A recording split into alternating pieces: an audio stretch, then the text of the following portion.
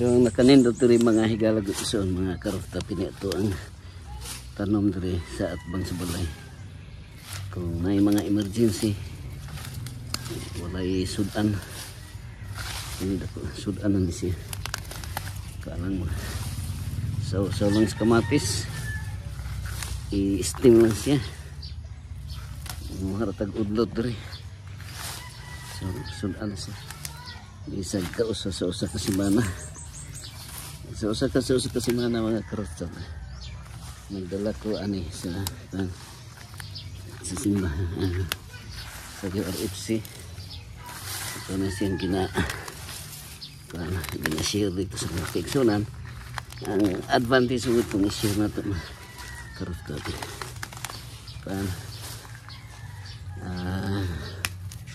Daghan nga pa panalanginan siya. Kanya makapanalangin pa kay okay. Ang sikreto magod para mabuhi mo daghan siya mga karota. Kung imo ni siyang putlan og sanga, kung imo ni siyang ang sitaw gani kutluan ni mo, kung kutlo ka ni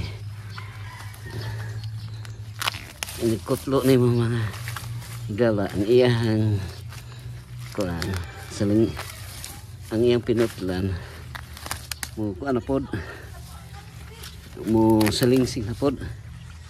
Halimbawa kining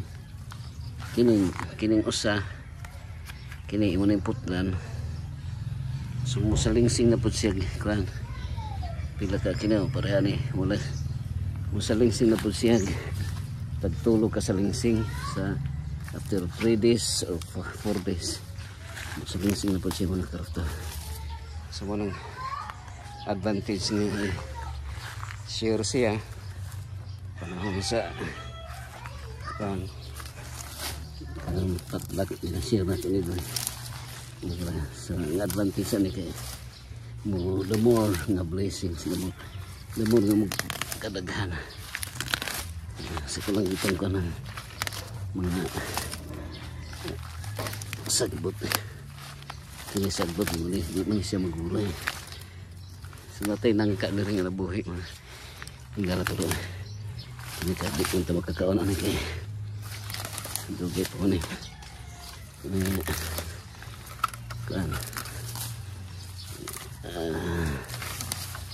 Kini sa silingan ro na ito nga luti. Pero muna akong i-encourage sa inyo mga higala, mga kaigsun mga karota. Kung naamoy ko, amoy yuta, wapay titulo nga niabot.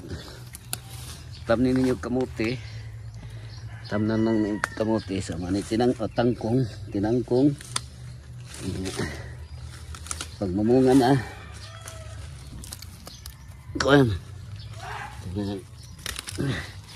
na kay maharvest makatilaw na ta sa itong gitanom sa yuta nga wapay titulo nga yung palit niya wapay titulo at least kung mamatay ito mga higalagang mga kaysa ng mga karota usay mas mauna man ang kamatayon kaysa titulo abot tapos di pa maabot ang titulo at least nakatilaw ta nakakaon na ta sa atong hinaguan mga karota. So ako po ng tambag ha. Idea po na ako na akong i-share sa inyo. Kaya kung ako nabantayan kita na mag-nature na ito nga pagkadalo no? Daghan ng tangyuta nga tipid di atiman wala na ito pa umahi wala na ito ipagarden mamatay na lang ta. Wala na kinabangan, wala na pakinabangan siya. So munang mintos buhi pa ta ito na yung share na ito pakinabangan na ito mga kaigsunan.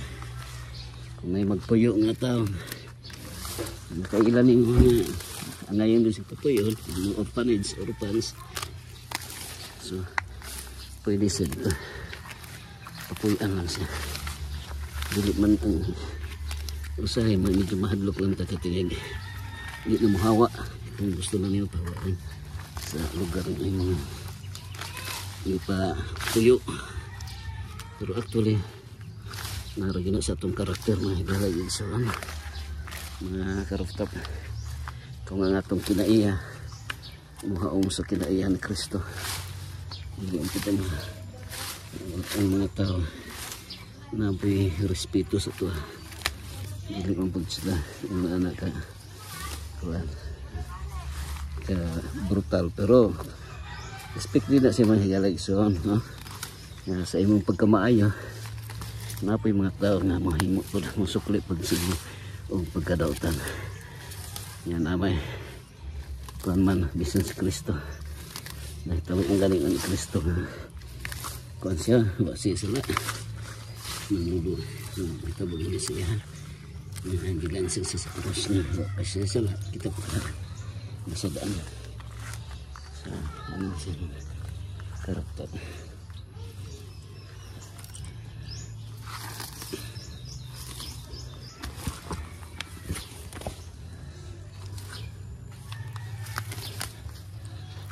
Semua itong garden si palang, no?